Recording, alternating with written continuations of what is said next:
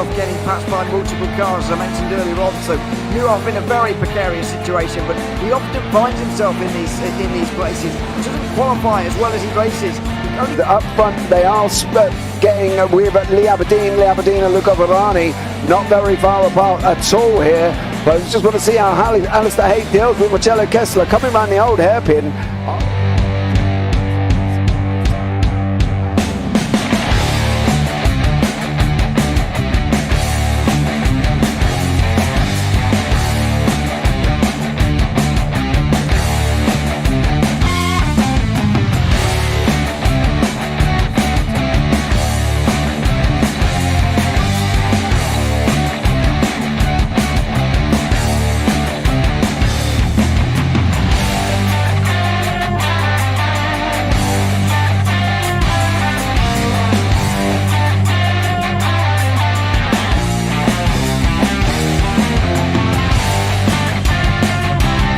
I would say it's not the best decision they've ever made, just not having done that under the safety car, really. Yeah, they're taking their pit stop strategies from Ferrari lately or something. What's going on? In turn one, just too much gas on them, too much feet on the loud pedal, and unfortunately he's dropped him all the way down the order, but Philip Hammer is out in front by an 8.91 seconds.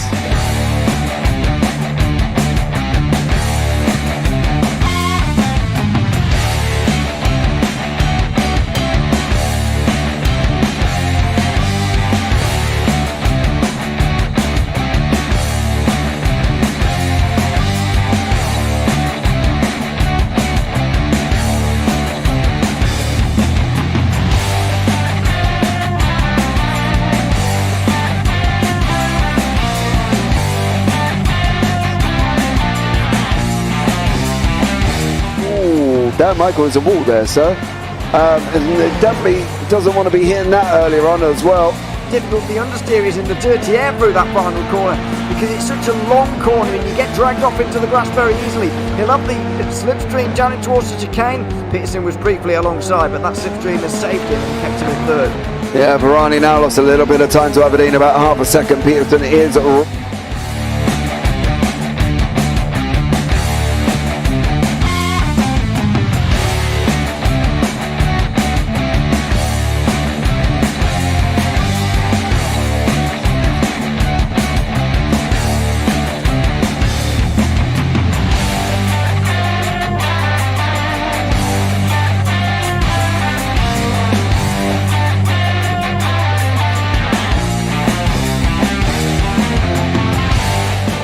Pike's pushed Morton forward up ahead. He's got out of line. It's now Pike going to have a go at Werrell. Don't push him off. He's in the championship fight. Jack Werrell chasing down Carl Jacklin. Further down, Rob Williams and Chris Barnes. Sensational run outside line now though for the heavy braking zone. Around the outside goes the Audi R8. Look how much Miller's come back into play. Exactly. Miller's still such trouble. He's left on second and change. All of a sudden Miller's back in play.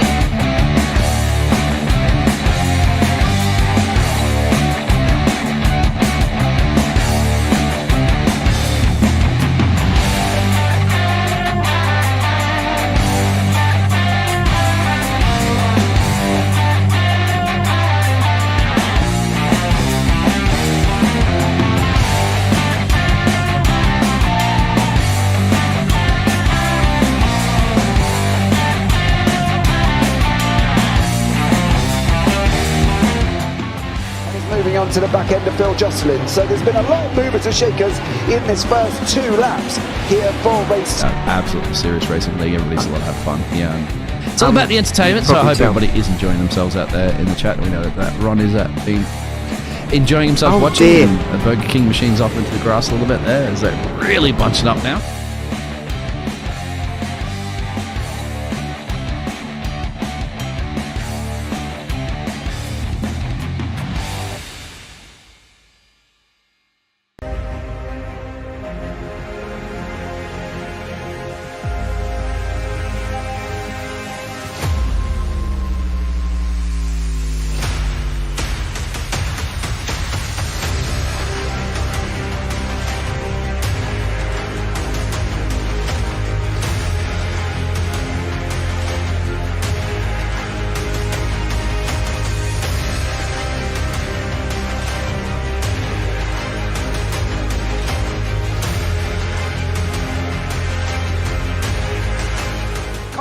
Does he have it? Medeiros is going to get it.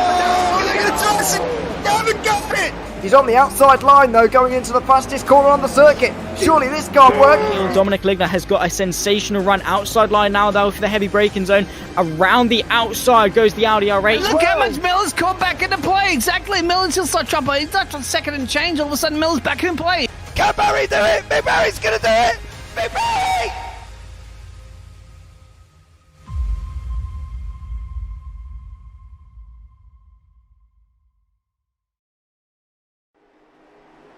Good evening, ladies and gentlemen, and welcome to the late models at Richmond Raceway, sponsored by the number 29 T.A. Hood Jr. for the Hippo Racing Designs 100. I am James Parfit. I'm going to be joined in the booth by my young Canadian friend, Kenton Sportak, who's going to join me from all over the other side of the world here this evening as well. And it's going to be a very exciting evening of racing. Let's keep you up to date with the scores. At the moment, it's Justin Hazlitt out in front on 38 points, with Jared Jackson in second on 35. Thomas Hazlitt in on third on 30, tied with Mark Hertzog. Then on 29 is Nick Howder and James Honeycott, and then Ben Harcombe and Michael Redding. Jeff Slaughter in 8th and David Pearson in 9th, and Mike Weeder is in 10th. Don't forget, guys, if you want to get yourself involved, you can. 5 nights of racing here on the Triple Bypass Community. Sunday, you got Gem 4s, Tuesday, late models, Wednesday, road racing, Thursday's Xfinity, and Friday is road racing. Head over to triplebypassracing.com and go and check it out. And obviously on the bottom there is today's race sponsor, T.A. Hood and On Edge Racing have sponsored this evening. It should be a very interesting evening of racing as these guys tackle Richmond, and I think that's about the time that we can bring in Mr. Kenton Sportak into the booth. Kenton, we're just coming to the end of qualifying here, buddy. We're going to have the first grid up very shortly. What are we expecting here tonight? A very interesting track. It is a short track, but it's, as they call it, the longest short track that they do. Like it's a deceiving amount of space because it is a 0.75 of a mile. So it's a lot longer than the 0.5s, the 0.4s that we're typically used to seeing. The other nickname for it is the world's shortest speedway. So it is a very fast track, but it is built like a super speedway, but is obviously sized like a short track. So you do get your 14-degree bankings on turns, 8 on the front stretch and 2 on the back stretch. It's going to make for some very entertaining racing on numerous different fronts, as it's going to feel like speedways, but drive like a short track. So it's going to be fun. It should definitely be fun. Here is the grid from the first heat. Justin Hazlitt is on pole position with Nick Howder in second, with Carl Gretsch in third. Joshua Overmeyer in 4th, Thomas Hazlitt 5th, Adam Schoen in 6th, Dave Pearson 7th, Thomas Hood Jr., today's sponsor, in 8th, and Alex Goff in 9th, Ward Fisher 10th, Jason Benson in 11th, with John Campbell down in 12th place, Anthony Sparaza in 13th, then Iris Ashby in 14th there as well. Short beginning here, Kenton. 10-lap race these guys have got to contend with. Surely that's going to be fast-paced and well, very interesting. Yeah, it's definitely going to be quick. I mean, 10 laps around here, you're not really getting a whole bunch of time to kind of sit around and make moves. You got to make those moves count, and you got to make them quick. Dilly-dallying around is not going to help you get anywhere near the front, and with these sort of qualifying races being important for getting near the front for the feature race, it's definitely a smart idea to make as many moves as you can, as quickly as you can, safely, obviously. I don't want to be taking out the entire field, but it's one of those things you definitely need to make the move stick very quickly. Yeah, I do fully agree. I think they're going to have to try and make their move through. What are they got to do to stop Justin Hazlitt? Outside of taking him out, I don't know if there is much. Yeah, he is very fast, and he seems to always be very dialed into these tracks. He knows them inside and out, and I mean, With this track, it might be a little different. It is a lot wider than Nashville Fairgrounds that we were at last week. So you can definitely see a little more width, a little more wiggle room to be able to try and make maneuvers around different cars.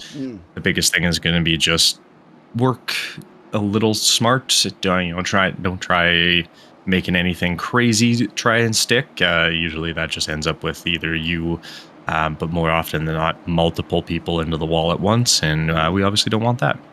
No, we definitely don't here. We've got another pace lap as well for these guys. I think I'm trying to think of a circuit that this matches. It's very...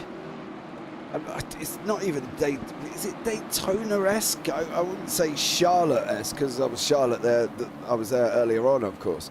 But it doesn't give the perception of a short track. It reminds me of kind of like a mile circuit that I think is quite deceiving here at Richmond, isn't it? It's kind of a hybrid. Let's get this up underway, and then we'll carry on this conversation as we are going to go into the restart zone. And it is Justin Haslett who has bolted already. Nick Howder in second place with Carl Gretsch in third, Adam Shawn in fourth, Thomas Haslett in fifth. Then you've got Thomas Hood Jr. trying to make his way up here as well, with Nick Howder in second place alongside Carl Gretsch, the 27 there as well.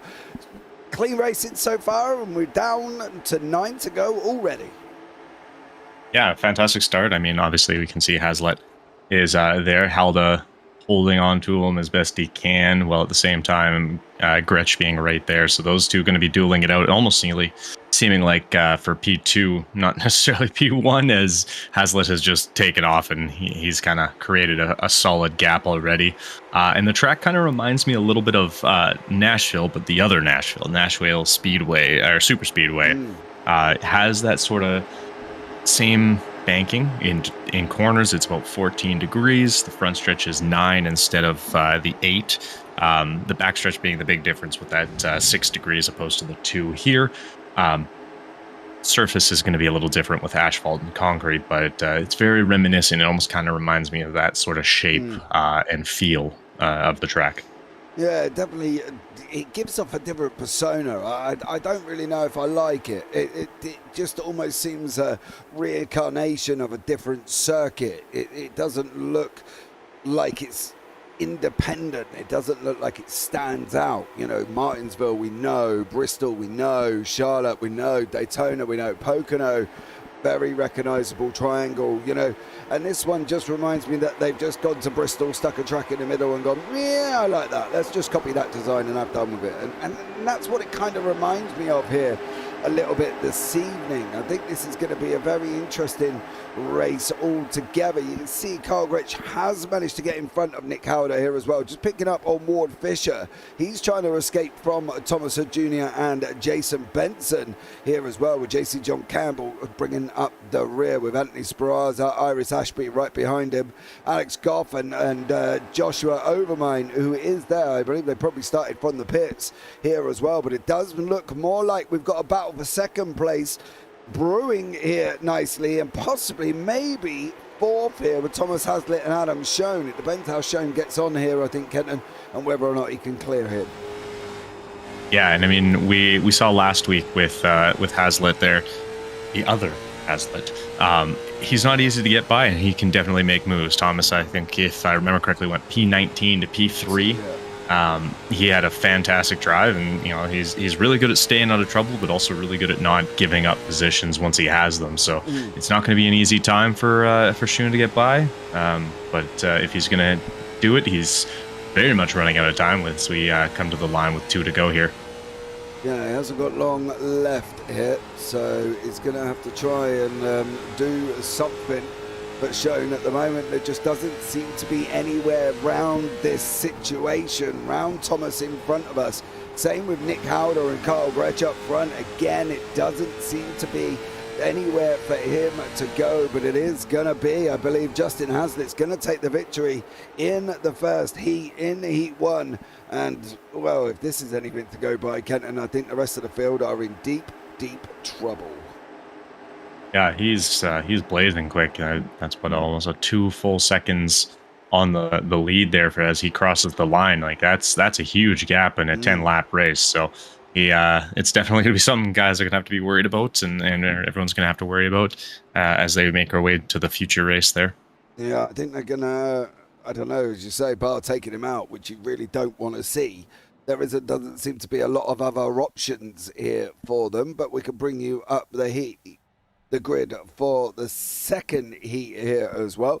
And we've got Jared Jackson on pole position with Brian Dickens in second, Jeff Slaughter in third, Ryan Hyatt in fourth, Dakota Floyd in fifth, Ben Harcum sixth, Mark Herzog in seventh, Al Corey eighth, Mike Weeder in ninth, Matt Harmon 10th, and John Crutchley in 11th, with Corey Kobe in 12th. And then behind that, we've got Grant Parker bringing up the rear. Let's hope Al Corey has a better week than he did last week. He ended up with a nickname of Al Killer Corey after all of this. Yeah, and it's still continuing as far as I saw last in their chat. There is, he seemed to be involved in every single incident that happened. Unfortunately for him, it made it for a little bit of a long day, but hopefully this week goes a little smoother. He is, however, starting basically in the middle of everyone else, so this could definitely go the same as last week. Well, let's hope not for Al's sake. I don't, you know what I mean? Yeah. I don't want to see him have the same scenario he had last week. It was a little bit dramatic. And, you know, poor old Al didn't go so well, bless him, should we say. He did I don't know how else to put it, Kenton, apart from, you know, it just didn't go well for him, did it? No, it was definitely a rough one. But that's the beauty of a new week, so gives him some extra time, and he's able to sort of brush it off and come into this one fresh and hopefully less dinged up by the end. Well, we'll give him credit. It was race 1 of the season. So we'll let him off a little bit. Very true. We'll let him off. Exactly. But I'm just hoping that number 45 just, please don't repeat it, Al. I do love you and all, but please don't repeat it. Right, so let's get this up and running for the next heat. This is heat number 2.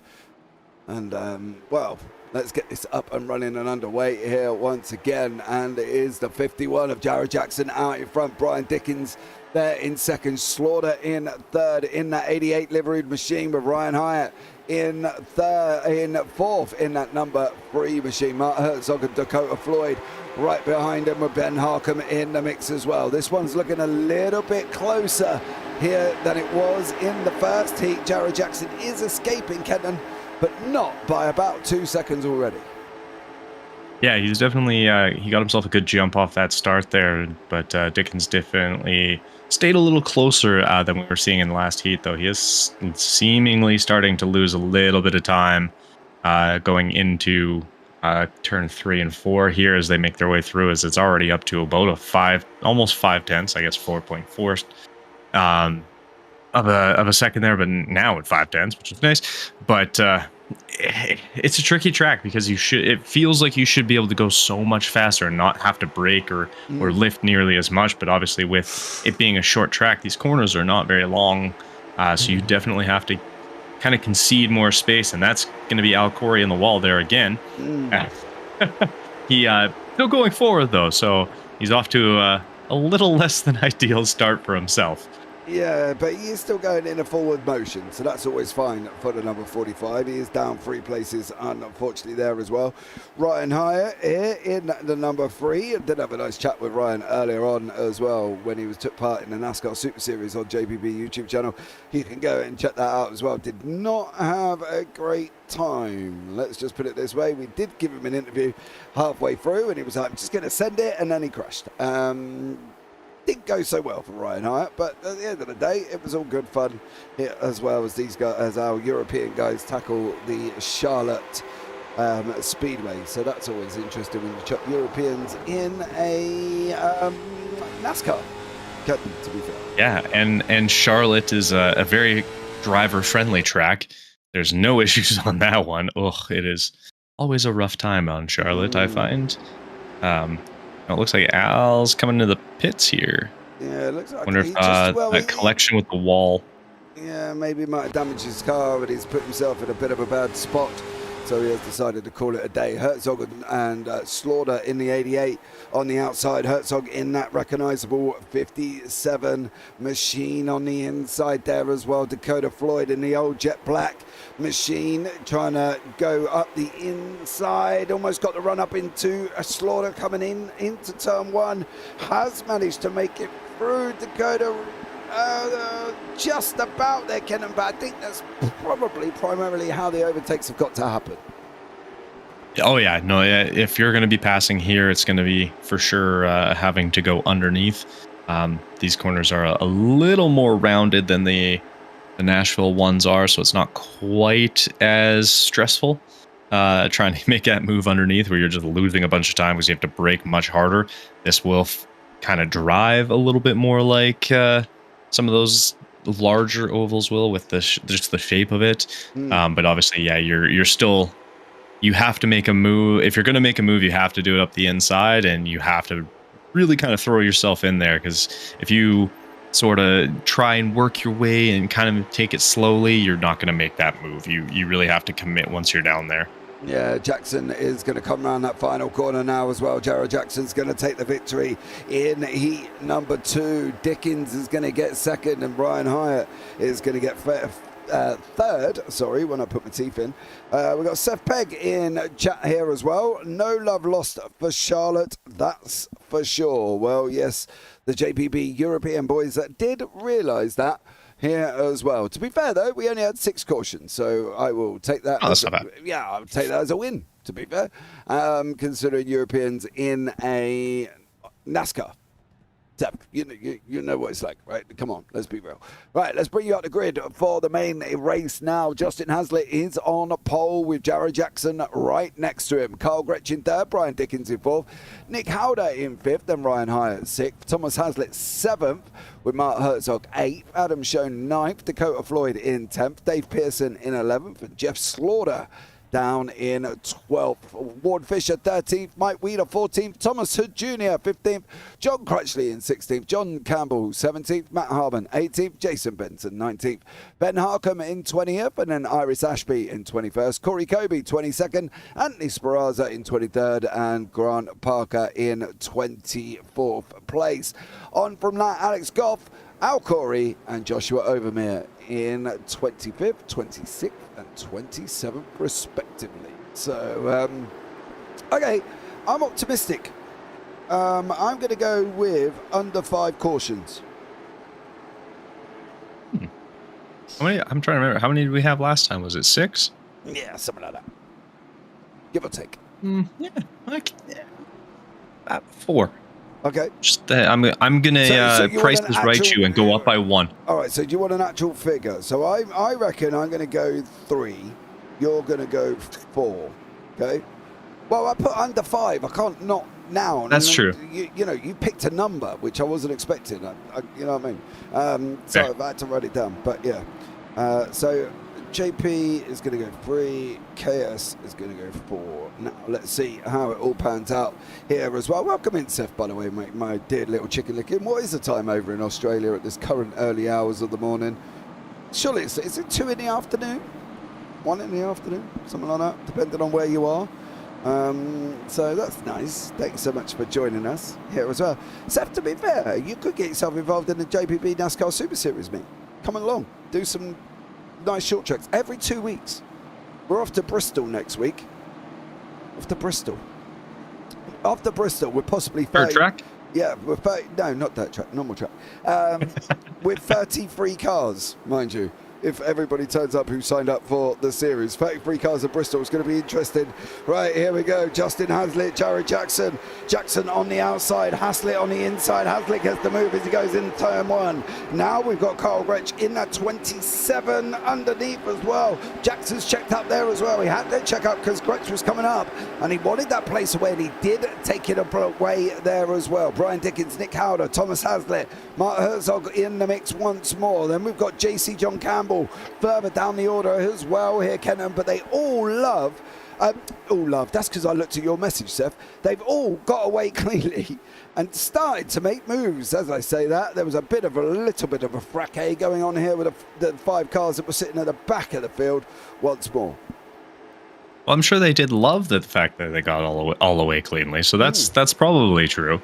But yes, no, a nice smooth getaway. I mean, Hazlitt definitely, he hopped his way out. Bresch, though, holding on a little smoother than the qualifying races looked, as we are very wide coming out of turn 3 and 4 there. Turns 1 and 2.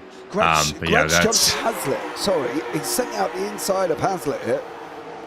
He got the move done just after the pit exit. So Justin Hazlitt is down a position now with Jared Jackson and Nick Howder behind him. Sorry, carry on.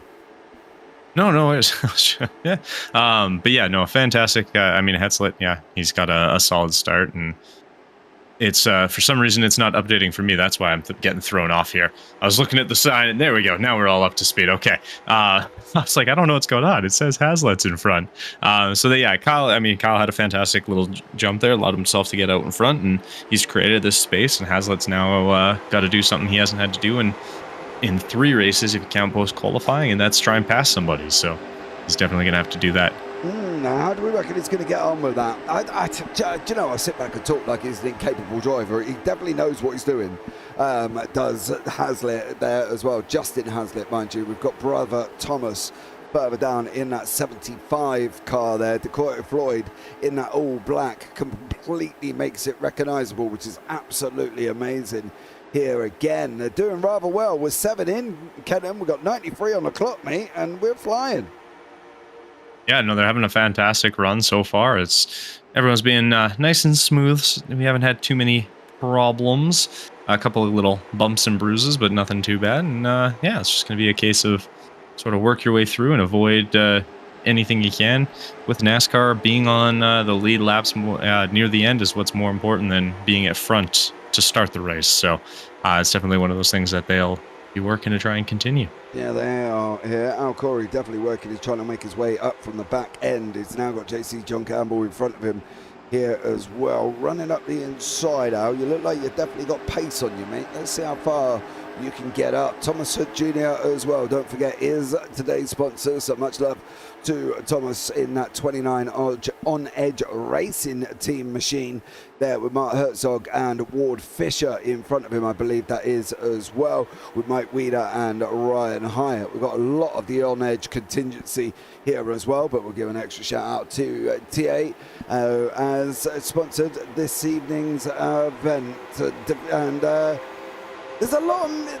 Are we looking at this kind of scenario as Slaughter gets pushed out there as well? Are we looking at the scenario that we're just knocking off laps now, you think? We're just trying to get into a groove, get into a rhythm, not try and overdo the car, not try and slide it as Slaughter almost looked like he did going around turn 3 and 4 there.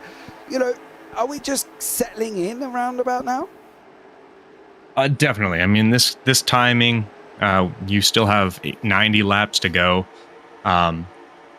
It's all about just getting the car to that second half of the race right now. You don't need to be leading. You don't need to be top 10 even. We've seen it happen. You can go from last to first very quickly depending on incidences that happen ahead of you. So it's all about survival, and with where everyone kind of is at this point, it's just going to be all about making smart moves when they're available, but not trying to force anything, because you don't want to overdrive the car into the corners, and you definitely don't want to hop the throttle too early, end up spinning out your car and creating a crash there.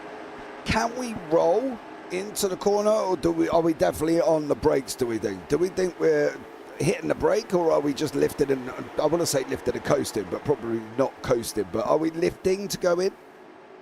You're definitely lifting. You might give a slight dab of the brake just because these cars aren't going to be getting up to speed as much as a next gen car will be, where you put your foot down and that thing just takes off like a rocket. They're not quite as fancy in that regard, but they definitely still go. So you're going to probably have to just even give a little bit of a dab of the brake, probably more so once the tires start getting a little sketchy later on in the session here, as they don't have any spare tires. So you really got to kind of make these tires last. And with that, you're going to be mostly dabbing the brake again a little bit more if it's starting to wear and you're trying to keep the car under control, because the more throttle you use into corners and during corners, the more you're going to start to wear those tires a little bit more every time you do it. So being a little more reserved with how you're utilizing your tires and you're trying to steer kind of more with your brakes a little bit more, so you're not burning them out. A little easier, make them last a little longer, and hopefully a little safer. Definitely spread out a lot more than I was expecting. I think I'm not too sure coming into Richmond what I was really expecting. First off, I wasn't expecting Richmond to look like this. I think that's the thing here as well. You know, I was expecting to be something short, something Martinsville-esque, Bristol-esque. I wasn't expecting, you know, to be running around almost a carbon copy of Daytona in a weird kind of way when you're looking at it, rather than, you know, a Martinsville, something like that. And I think for me, for what if this scan that we're looking at with all of the seating that they've got here, you know, I think Richmond has got some space around it. I think it's got some capabilities to have a nice big audience and great racing going on here. And the good thing about it is you can see the whole track. I think that's one of the things from the stands, isn't it? You can see the whole circuit. Oh yeah, no, it's you can see a fantastic amount of the track from almost anywhere. If you're really low down, maybe you might miss a thing or two on the full opposite side, but for the most part, like you can see almost the entirety of the track. I want to say, I don't know how it's changed since, but I believe in 2019 it had a seating capacity of almost 60,000. Yeah. So you can definitely fit a lot of people around it, and it looks like they definitely have made use of a lot of space with having such a small space. And I kind of agree. Like, it's a little unfortunate that the track is basically control, copy, resize, control, paste. Oh, the 22 and 21. Close. Yeah, Dave Pearson and Josh Overmere. Oh, Josh up 12 places, mind you. Starting from the back end of the grid there, nearly coming in to Dave Pearson. Pearson did look a little bit on edge when Ryan Hyatt and Slaughter went past him, with Herzog as well in the 57, and that was a save. Yes, it definitely was there, as Ashby and Harkham are battling away towards the back, I would say back end of the top 20, with Anthony Speranza, who just seems to be leaking time here. So does Corey Colby, so does Al Corey, so does Crutchley, Harmon, Campbell, Parker. We've lost Goff already. Not entirely sure where Goff went earlier on. We've now got Dakota Floyd has made his way forward as well, but overtaking Justin Haslett, with Mike Weeder once again here as well. Let's jump on board with Mike, preferably a better view than looking through a couple of bars there. That would be ideal. There we go. As we go now through, this is where we are, aren't we? Coming into turn one, we've got the grandstand on the right hand side. We're picking our lift points, we're picking our braking points if we are dabbing the brakes. Now we've got to make a decision. Do we go up the inside of Justin, or do we just follow him? We're going to follow him on board with Mike Weeder here. Now we're going to run that longer turn three, which almost is, it just reminds me of a continuous left-hander. Kenton, it doesn't straighten up at all. It's just naturally left flowing, isn't it? Yeah, and that's going to be indicative of just it being such a short track that you might have sort of a feeling of straight on the backstretch a little bit, but coming through the tri-oval, unlike, you know, places like Daytona or Nashville, Talladega even, you're not going to feel like it's as squeezing Hertz let out just a little bit as he makes his way up and through. Why has Mike Weeder got OnlyFans written down the side? Do you know, in a weird way, that's making me want to Google whether or not Mike Weeder's got an OnlyFans. Very bizarre. You know what I mean? I'll leave you to do that research. I'll let you know. Carl Gretsch seems to be dropping down the field. So is Justin Haslett. I think there's do you know, I think there's stages here, Ken, we're going through of tyre saving from Justin and Kyle. I think it's like the leader of the peloton, you know, the breakaway pack, and then they swap over. And I think this is what's going on up front at the moment here as well. I think they're just making that that kind of swap over backwards and forwards and backwards and forwards. I think that's the situation we've got going on at the moment. So there we go, Seth Pegg, that was a close call. It definitely was here once more as we've got these guys battling out. Dakota Floyd leading the field with Mike Wheeler, Carl Gretsch, Justin Haslett, Ward Fisher and Jared Jackson. Then we've got a 79 of Adam Schoen there as well, and trying to find Thomas Hood Jr. There he is in the green here as well, the green and black, chasing down Jeff Slaughter. They've got the 22 of Overmere for company, Benson behind that as well. And then now they are battling away once more, coming down into turn one. Through they go. Herzog's running 2x2 with Jeff Slaughter. Ryan Hyatt and Brian Dickens in front of us are also running 2x2 as well here. Great battles, 30 to go. Can we get through to the full 100 without a caution? I don't know, I think he's having some issues. There we go. Oh, there we go. Hello. Yeah, there we go. I 100% could see it. We've seen this this group be quite clean through a lot of these races, and I mean, just because it's short track doesn't mean it has to be a bump fest, unlike what you'll see in most official races on iRacing. But these guys, I mean, they've driven together quite a few times. They sort of know what they're doing. It's all just a matter of sort of giving that little bit of respect going into those corners, but a combination of that, and in short track, 90% of the chances of winning all come down to how well you survive getting to the finish line. So what's the famous saying? To finish first you have to finish. So that's going to be your sort of big key as you make your way through definitely the first half of this at least. Yeah, that was Jordan Wenzel's advice in the JPB Discord earlier on as well to the Europeans, guys. First, to finish first you have to finish here as well, as they've tackled Charlotte here this evening as well. You can go back and watch that. That is on the JPB YouTube channel as well, as you can watch Europeans driving around a NASCAR circuit. Dakota Floyd, Mike Wheeler almost running nose to tail here. Dakota in the all black, Mike in the pink liveried machine, pink and grey livery machine, I suppose we could call it once more, as they're coming into turn one, and we're going to almost be side by side. I think Wheeler's going to have a run. I didn't realise, but these actual guys have got a 2.2 second breakaway over Carl Gretsch, Ward Fisher, Justin Haslett, Jared Jackson and Adam Schoen here as well, Kenan. These guys are absolutely flying. Oh, 100%. Yeah, Wheeler's kind of sneakily made his way up near the front, and while you can't necessarily win on the first lap, or I guess in this case the 36th lap, you definitely can create a space that you don't have to worry about trying to fight your way back through it later on. So definitely getting pretty exciting, as it looks like Wheater's trying to make a move up the inside here as they head their way down to the start finish line.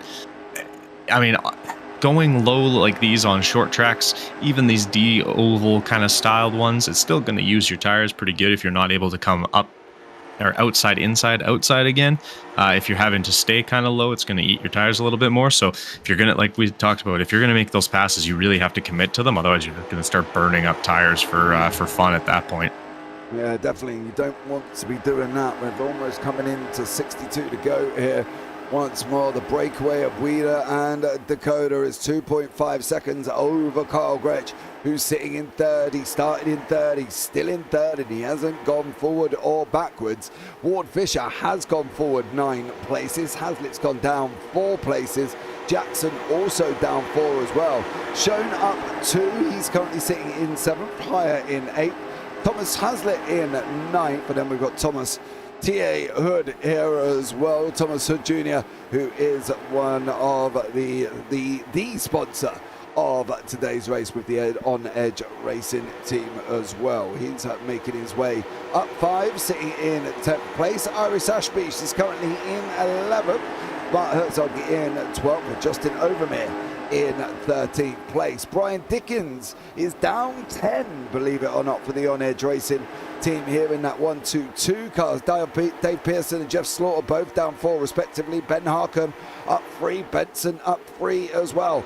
This is the biggest one for me, and Nick Howder down 14 places. That's a drop and a half. Yeah, that's definitely not how you want to go through this race. Dropping down 14 positions. I think, it might even be a couple more now. So curious if something's gone on or if he's just having a day.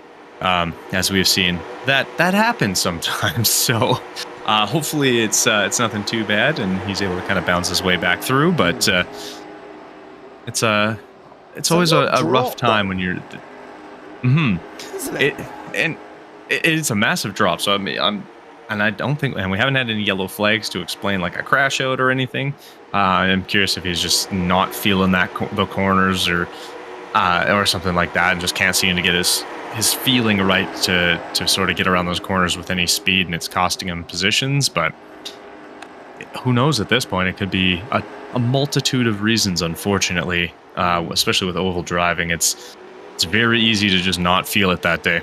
Yeah, it definitely is. Well, let's see once again what's happening. Justin Hazlitt started making moves over Ward Fisher there as well. So Hazlitt trying to work his way back up here, Kenton. I think it's vitally important that they don't allow the guys to get too far away up the front here. It's now 3.4 seconds to Dakota Floyd and Mike Weeder. Now you can see they're all starting to jostle. Carl Gretsch, 79 with Ryan Hyatt in 27, sorry. Ryan Hyatt in the free on the outside. Adam Schoen on the inside. Thomas Hazlitt trying to keep pace as well. The only man apart from John Crutchley who has not moved a position since the start of the race. However, he is just about to gain one now as Ward Fisher drops down further here as well. So 46 on the clock, 54 to go. We haven't even had one caution yet, and I say that very apprehensively, but we do have a breaking away group in Dakota Floyd and Mike Weeder, making most of what they've got earlier on, and the gap is now out to 4.1 seconds.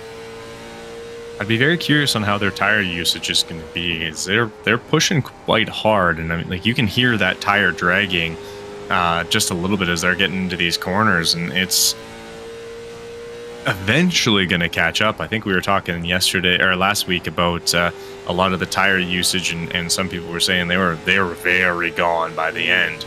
Now it was a sharper cornered track there. It's a little easier on these, but you can see even Ueda there not quite getting all the way down to the line and staying that little bit higher, trying to use some of the banking of the track to help get around, opposed to having to like rip all the way down to the yellow line there and try and save some tire just a touch. But he's still pushing quite hard, and you can hear these tires dragging behind as they're turning. So it's I'm sure not going to feel super great near the end. So maybe kind of build up as much of a lead as you can and hope you can sort of survive to the end.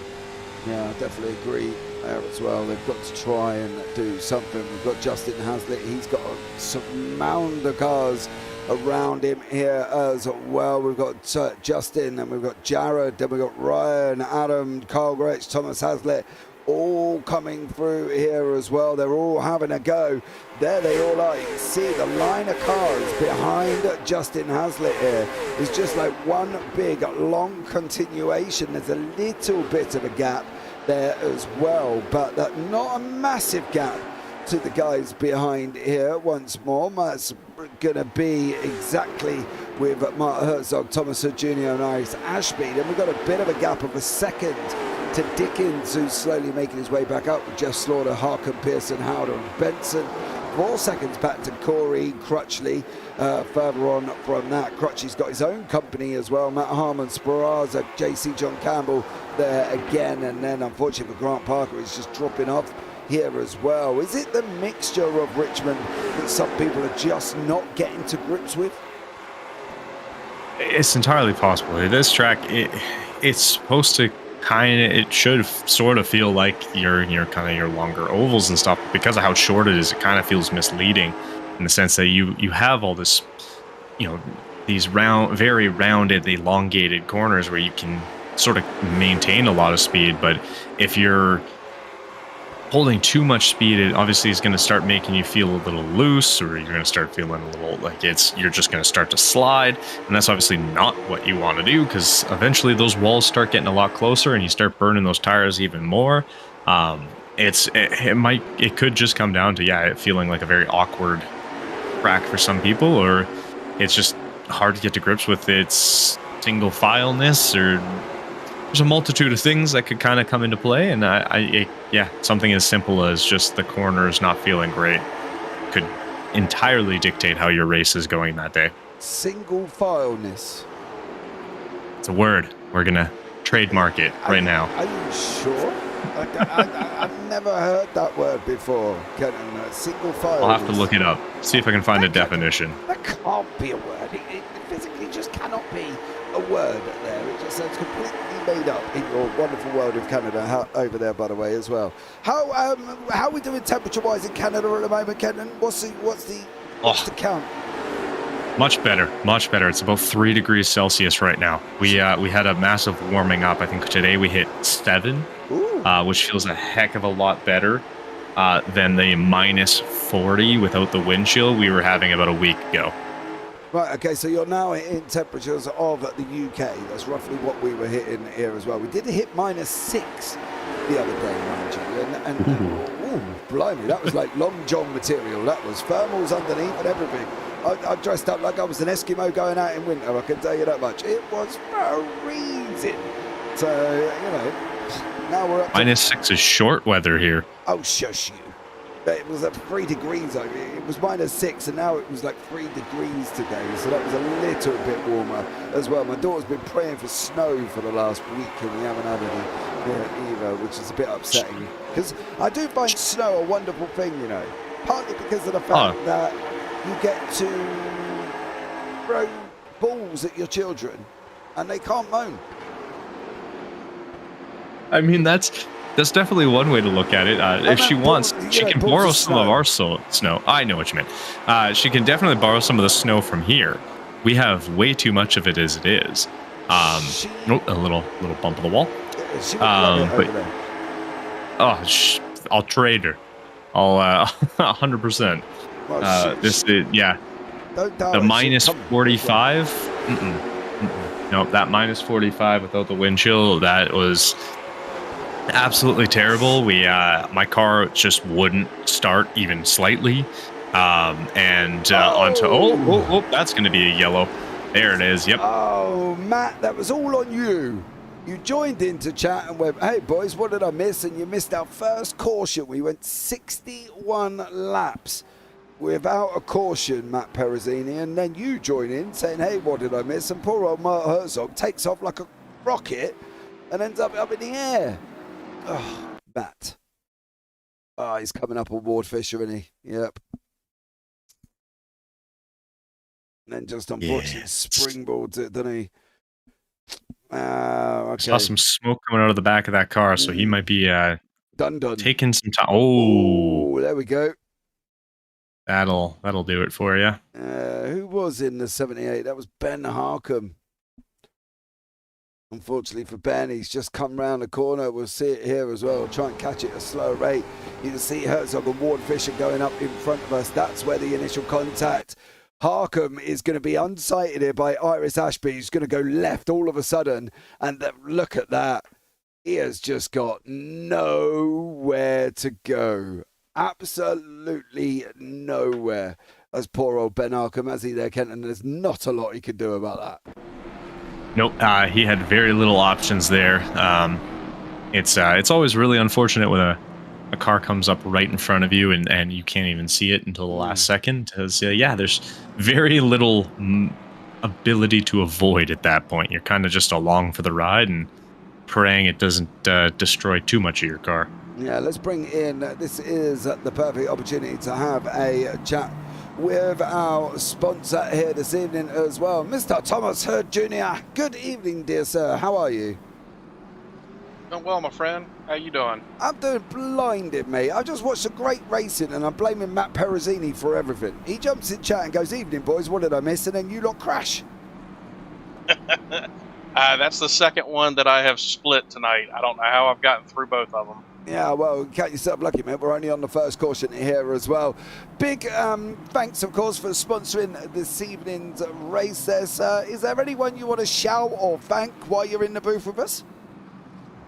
Yeah, just my brothers on Edge Racing. The 75 and myself, we started this team back in 1998. We've, his son, Justin, he's talent himself. Just the whole team, man. We really try to help each other out, and it's a blast running with everybody, and I just like to give a shout out for them and helping make me better. Okay, mate, as well. I'm keeping an eye on the pace car. The lights are still on. We still have a little bit of a time here with you as well, Thomas. The On-Edge Racing boys seem to be a lot on the grid, don't they? It seems to have grown since 1998. Yeah, it has. Justin, he started out when he was 5. Jared was in his teens. And of course, Tommy and myself. But yeah, we've grown this, and it's fun watching people get better and watching Justin wear us out and teach us. And just a quick one on the name as well, Hippo Racing Designs. Yes, sir. Well, I have a very great sense of humor, and I'm a little bit of a larger man, so I think comedy is the spice of life, and if we got to laugh at each other, so that's kind of where that came from. I'm presuming that Hippo's a nickname. Yeah, a little bit. Okay, mate, that's fine. I'll pop you back up there, buddy. I believe the pace car lights have gone off this time. We are going green next time, but thank you again, Thomas, for sponsoring this evening there, buddy, and good luck in the race. Thank you, brother. Thanks for everything y'all do. No worries, man. You take care.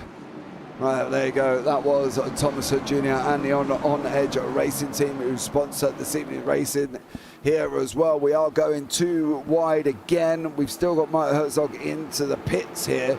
I've got a funny feeling Mike could be there for quite a while, as there was smoke piling out the back end of his car. Literally coming out there as well like a chimney on fire. But the pace car is in. Weeder's going to try and make the jump straight at the beginning. Hazlitt's now had enough and said, I'm coming back through. I want my lead back, with Dakota Floyd and Jared Jackson there as well. Both running 2x2 here again, and hopefully they will keep this nice and clean. Has Justin preserved enough tyres though, Kenton? That's what we're looking at. And that's going to be the biggest question for everybody here. I mean, we're on 67, so we're looking at about 33 to go. And tire wear is going to play a massive factor. I mean, in short track, it's always going to be a pretty big factor, but you definitely on this kind of race with some of the guys pushing, and Dakota, unfortunately, you can see he's lost a couple positions already. He's now sitting down in P4, and he was riding in P2 that entire time, whereas Mike Weida seems to have found whatever is working for him, and it's definitely working. So Justin is going to have to definitely be smart about it, and same with it looks like Jared Jackson.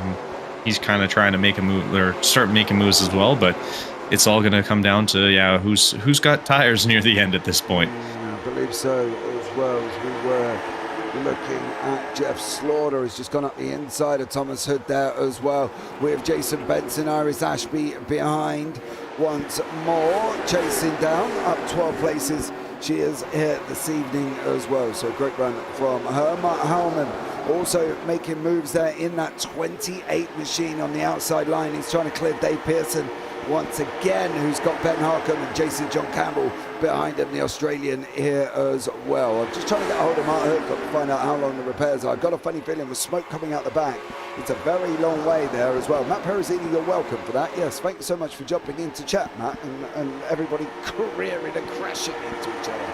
So hopefully this will not end up being a bit of a caution breeds caution fest here, Kenton, because to be fair, we did go 61 laps on green. Yeah, 61 laps on green, that's always fantastic. You can avoid as many of those caution flags and caution laps. It definitely makes for a little more fun racing if you're driving in this, because no one likes parading around the pace car the entire time. So always good to get a lot of green laps in, and obviously without there being much reason to pit, strategy's not so much of an issue, so it's just pin it to the floor and have some fun. So going green that long, definitely a fun time. Yeah, absolutely. Absolutely, I do fully agree here. There's nothing like a good old green flag race, you know what I mean? I was in the Dega race the other day, and blaming Nora, to do 50 laps took me over an hour and 20 minutes. It was just unbelievable there as well, and that was in the Draft Masters series, I think it was. I decided to have a go in as well, and it was an hour and 20 for 50 laps. It literally nearly killed me here, and I was just sat there going, come on, come on, you know, what's going on? You know what I mean? What is actually happening here as well? And then I ended up being out in front, and then literally the guy on the outside of me, Adega, just turned left and careered into me, swiped me out. And I ended up, I think it was like ninth or something in the end by the time I tried to come back through. But yeah, it was a bit of a nightmare there as well. But it's been all about just trying to get my overall license up currently at the moment. Not that you'll ever see me on track with these guys. I think they'd probably get scared if I got on track, to be honest, and would be like, what is he actually doing on the circuit rather than up here in the booth? I feel a little bit more comfortable sat up here than I would be down there. But we have got the front six still very close together here, Ken.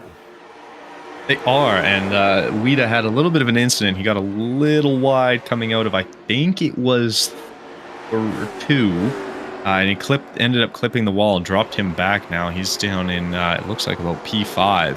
So had a little bit of an incident there, and Jackson and Haslat kind of were able to slip on through, and then a couple other guys able to kind of prevent him from being able to get down, so he had to ride high and not be able to carry quite as much speed into the next straightaway or accelerate as easily. So unfortunately for him, he's got now some work to do as we head our way into the final 23 laps to go here.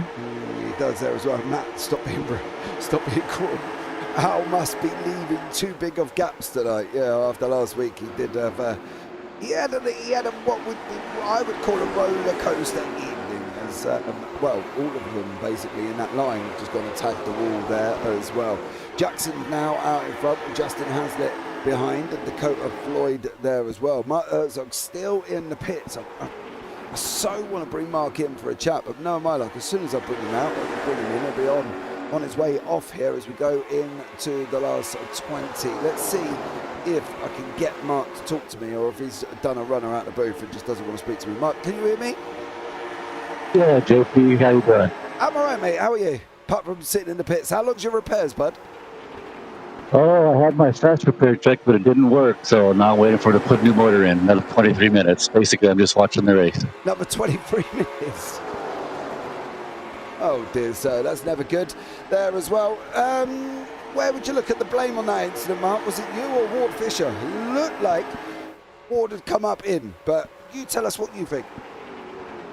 Well, I thought I held my line coming off of 4, but I might have split up just enough to right hook myself into the wall. But it's a case of, he probably got a good run coming off the corner and thought he could get back alongside me, and I thought maybe I might have been clear enough to slightly move up a bit. So it's a 50-50 deal. Nobody's at fault. Racing incident, as it always is. Not a bad green stretch day, Mark. 61 laps to green before the first caution here as well. How comfortable were you here at Richmond? Well, I like Richmond. It's one of my favorite tracks, and I was starting to get a little rhythm going, and the tires are looking pretty good, and I thought maybe I might be able to get up into the top 5, but wasn't to be. No, it definitely wasn't to be. What is the tyre degradation like here, Mark? Are we looking that these guys are going to drop off an edge of a cliff very, very shortly, or are we going to make it to the end here? Well, it's a matter of who's not using the right front up, but I was at about 72, 77 on mine after that 60 laps, and I'm figuring the guys up in front were probably similar, so it's going to be tight, but if you're smooth and don't slide them too much, you should be all right. Just one final question from me, Mark. Were you braking going into the corners, or were you just lifting? No, these are just like the super speedway for this. It's lift a little, set it, and get back on the throttle. Oh, okay. Well, Kevin, you were almost right there, so there we go. I mean, it's very uncommon for me to be right, so not surprised there. Yeah, well, we'll just say it was there as well. Well, Mark, thanks so much for joining me, buddy. It's been a pleasure having you in the booth, as it always is here. I hope you enjoy the rest of the race. Just a shame you're watching it from pit road. Oh, well, hey, if that happens. Thanks for putting out a nice broadcast for us. I got to thank the guys at TPP for letting me race with them. And as always, I got to thank the wife for letting me spend a couple hours out here with you guys. Better thank the wife. I'm sure the wife's not happy though, Mark, because you've got time to get off and go and spend some time with her now, mate. Not sit in the pits and watch the rest of the race. Well, that'll be our little secret. Okay, buddy. No worries. Mark, have a good one, mate. A pleasure talking to you. You too, guys. Take care. Well, there you go. Mark Herzog there as well, sitting there watching the race when he could be cuddled up to the wife on the sofa. But I tell you what, Jared Jackson, Justin Hasley here haven't left each other alone here, Kenan. They've been at each other's throats for about the last 5 to 6 laps. They've been doing a lot of that, but they don't want to be doing too much of that, do they? If the tyres are going to be at 71% after 61, I'm predicting another 20% off that as well. Could be down to half to what they started with. Yeah, it's definitely an interesting way to go about it. A little bit of door banging coming from both of them. But I mean, hey, Rubbin's racing when it comes to NASCAR, so they're definitely, everyone's still pointed this right way. So that's the only thing we're really concerned about. But yeah, they keep swapping who's high, who's low, and this could get a little more colorful before the end of the race with 11 to go here. But it'll be very exciting at the very least. Haslett just tapping the rear, rear right, I suppose, if you're standing behind the car there as well, and going on, just knocking the wall. He's still tied up with Jackson. They're still side by side. Dakota Floyd sitting in behind him. Ryan Hyatt there as well in that fabulous Beavis and Butthead livery, who I haven't seen for ages, mind you. That's almost tempted me go and sit back and watch the program again, to be honest, Kevin, because I used to love that program, and I was always the one to do the impression in the school playground.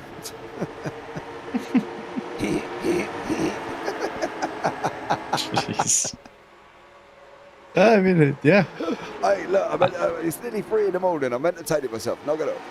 That's good. Fair enough. Yeah. Got to do what you got to do to stay up at 3 a.m. Yeah, I know that feeling. That's just commitment to the triple bypass lane. Hey, mate, when you go to Germany, you'll be sat here with me at 3 a.m., so don't you worry too much.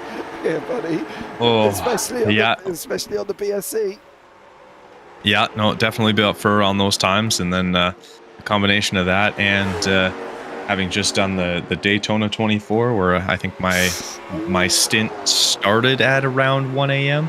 Yeah. And then I did a double, so by the time I was done, it was pretty early in the morning for me. So yeah, it's a good feeling trying to stay awake at that point. A lot of energy drinks. Oh yes, mate. That's why the wife bought me a coffee machine to go in the office.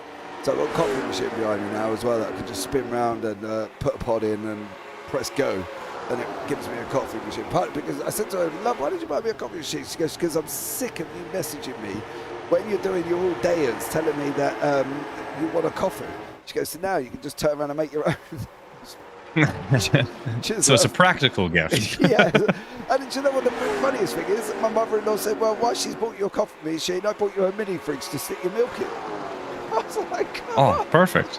I know, there you go. Just need a bed, as Jackson and Haslett are battling out the front. Yes, I am focusing on these guys at the moment here as well. I do want to have a look and see what happened to Grant Parker. Grant Parker did have an incident here, but he managed to get out the way, I think, before the yellow flag was drawn. Oh, he's hit the marbles. Is he? Oh, stop it. Oh. I think Grant Parker may have also had a little bit of a contribution there to do as well, i.e. I've had enough, son. That's fair. Yeah, that's it looked like it a little bit. Got in the marbles, was like, nah, I'm good. Seth said my stint was 10 p.m. to 3:40 a.m. in the morning. Remember, Kenton? I do. He was straight champed on that. I think it was either 4 or 5 straight fuel stints that he went and then had 0 X's basically. He ended up another wall hit there. He actually ended up finishing the race out for us, getting us into P19. It was a lot of fun. And it sounds like Grant had wheel damage and couldn't control the car anymore. Yeah, now we're on that final 2 to go. I'm very unhappy anyway, Seth, because I didn't get an invite. I'm not too impressed about that. Nobody even messaged me. He said, "Hey James, do you want to do the European stints for us?" Nothing, Seth. So I don't know who the team leader was, whoever they are, go and kick their butt here as well. We're going on to the final lap. No more cautions here as well. Jared Jackson going to be running alongside Justin Hazlitt. They're going to be door banging all the way down. They were knocking in doors here as well. Justin's managed to keep out of the wall this time around. He's going to have that inside run. Is he going to be able to make it through here as well? This is going to be a close one. I can't actually see who's going to lose this. Oh no, they will squeeze him. Jackson. Why would you squeeze him against the wall coming off the final corner? Oh, bro. Just finish the race. You would do it. Oh. Well, that happened. That's reminiscent. I feel like we've seen a car go sideways across the finish line once or twice in some NASCAR races, but I just don't get this. I don't get the ending. Just run in with it. You both had it. You both had pace to get over the line. I didn't get why would you try and run him up into the wall. I know. You want the win, and I understand that. But why run him up? Look, he's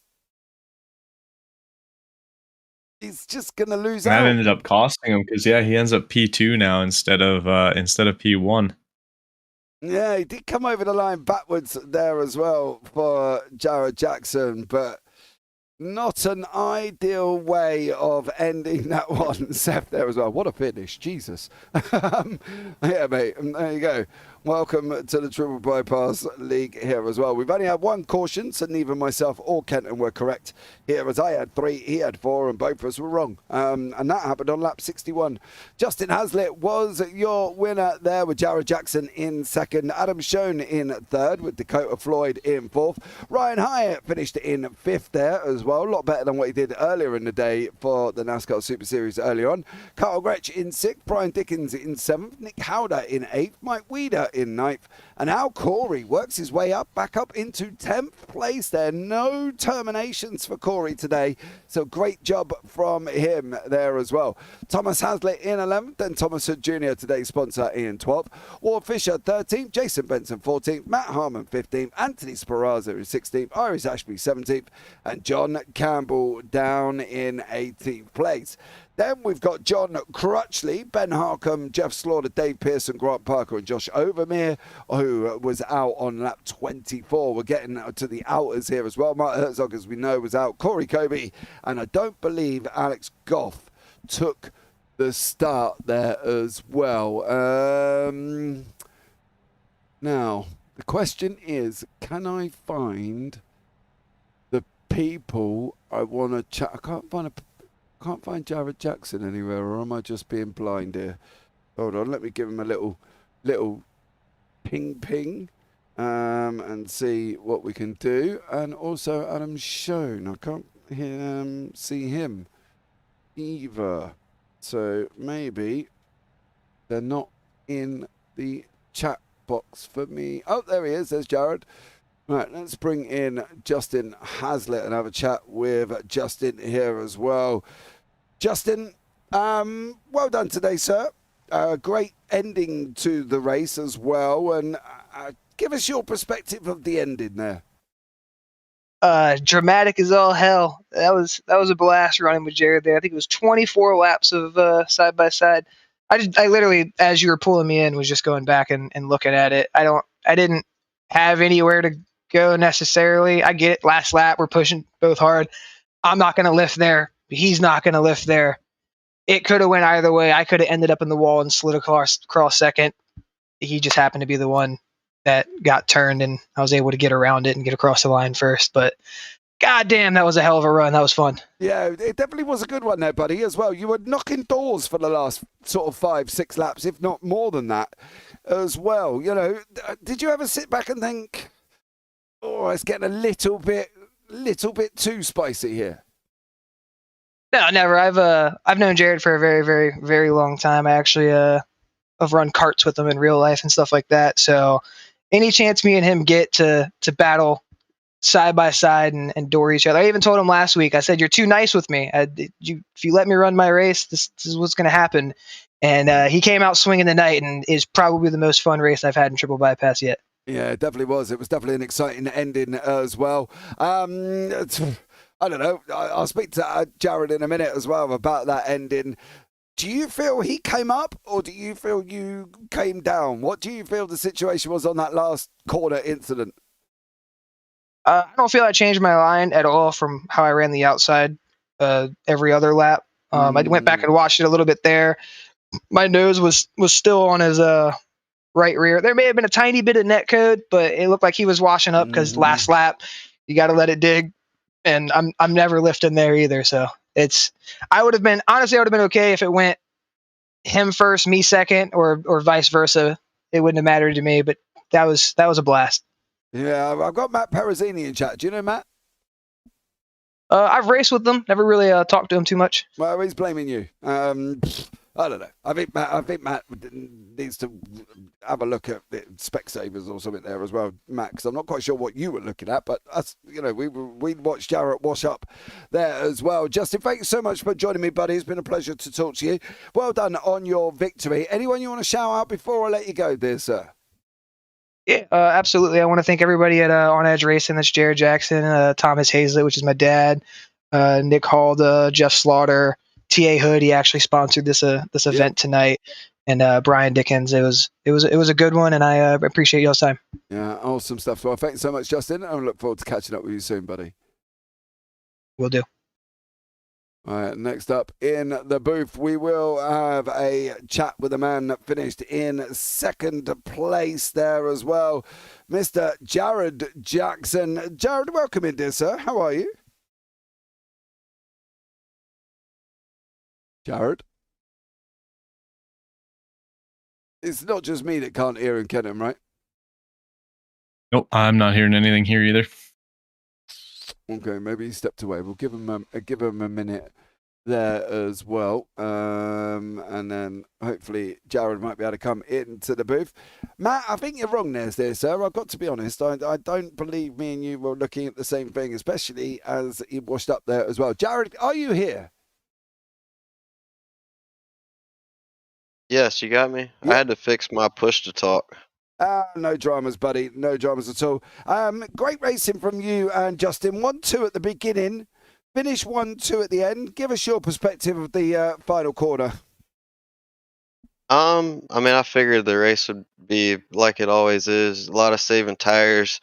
We had a couple new competitors this week that I didn't really recognize, so I was comfortable with letting them pass. I knew I needed to get around Justin a little bit earlier than I typically have been trying. And I got around him at a good time, and really just tried to keep him to my outside the whole time. I was kind of, trying to pinch him off a little bit or whatever, just to keep him to my outside. And a couple times he passed me, and I was able to cross him over, and I knew he would try to do the same, so I just backed off to keep him to my outside. Honestly, the last lap, it's very frustrating. I probably finished second to Justin like every week, and I'm very, very, very close to beating him. Honestly, the last lap I had planned to try to like wash up a little bit in the corner to just kind of get him up the track to get that last little bit of run to the flag stand. And honestly, it was I really feel like it was kind of like net code, because it got to a point where I knew that I couldn't turn, and I think it was a lot more to do with just how the sim is. It was a lot more to do with netcode. I just couldn't. It happened way before I hit the wall. I felt that I just had no control over the car. So. Do you think you washed up a little bit into him? Yeah, I planned to kind of door him a little bit, not too hard, but just enough to where we weren't drag racing to the line. And I think when I did it, it just sometimes it allows you to kind of touch, and then other times it just kind of hooks you. And throughout that battle, we were able to kind of touch a little bit here and there. I was using, just touching the side of his car to kind of pull him back towards me, not letting him carry too much momentum. And the last corner, it just kind of grabbed on, and wasn't my intentions at all. It was just kind of bad luck. I raced him very hard. We're good friends, and Justin's very talented up here. He's a good kid. He's a good kid in real life, and I do want to beat him pretty bad. So I raced him pretty hard, and try to be hard, but try to be fair. And I think all that was fair. It was just hard racing. I just hate that it turned out like that. I felt like I had him right there, and kind of let him off the hook. Yeah, it's a tough one because I can't really get an angle to have a look at either side there as well. The camera, unfortunately, puts me in the car. You are at one point within his car, so there was definite contact there at some points. But look, going forward for you, Jared, well done on picking up your second place here, buddy, as well. Anyone you want to shout out before I let you go, mate? Yeah, thank you guys for the broadcast. We love having you guys. You do a great job. Al, Corey, and all the guys that put on this league. Since we found this league last season, we've had such a great time. They're great people.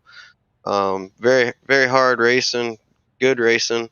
Zeem Setup Shop, teamzss.com for all my official setups. They offer all different types of cars. And the group of guys that I race with on here, Team On Edge Racing, we have a bunch of guys in the Discord, and it's a lot of fun. And even after something like this, we're all still good friends. I don't blame Justin. I think it was just hard racing, a little bit of net code, and we'll try again. I'm gonna miss the next couple of races, and I'll come back after that and try again. Okay, buddy. Well, thank you so much, Jared, for joining me, and look forward to chatting to you maybe as the season goes on. Yes, sir. Hope you guys come back. All right, well, there you go. That was Jared Jackson there, Kenan. Both of them different scenario. Justin saying Jared washed up. Jared saying I planned to wash up but didn't plan to connect as much as I did there. Kenan, net code as well. It's 6 of one, half a dozen of the other, isn't it? Kenan, you are paused. Yeah, there we go. There you go. Okay. And it's kind of the thing you constantly are going to end up dealing with when it comes to those. It's washing out on the last corner, coming into the start finish line is 100% what happens in any oval racing. Is there, and exactly like you said, you want to go for that little bit of a door bang, kind of get them to maybe take that hesitation instead and give you that little bit of a line. But it looked like one of those situations where just unfortunately it didn't let him pull off the door once he kind of made that contact and sort of hooked himself and sent him into the wall. And like you said, unfortunately finishing second, but definitely gives him a blueprint for the race next week. Yeah, it definitely does there as well. Thank you so much for joining us here this evening as well, guys. Don't forget, there is a lot more coming up on the JPB YouTube channel this week. We are doing the JPB GT4 Championship Round 6 Season 3 from Fuji tomorrow night. And then on Thursday, we've got the Radical Race Series Season 1. We've also got another triple bypass broadcast on Thursday. That's the Xfinity race at Watkins Glen Cup layout. We've also going to have the TSRC GT3s. So we've got a bit of a triple header, and Evolution is also there on Thursday as well. So Thursday, you are literally covered across all cars there as well. JPB TCR Cup on Friday, and then we go into the weekend when it is just as busy as it has been the week before. So there we go. But that's going to round out tonight's broadcast. Don't think we've got anybody else waiting for a chat. I've been James Parfitt. I've had the pleasure of being alongside Kenan Sportat this evening as well. So for now, guys, as always, take care, have a great week, and you never know, we might see you on a track sometime. Good night.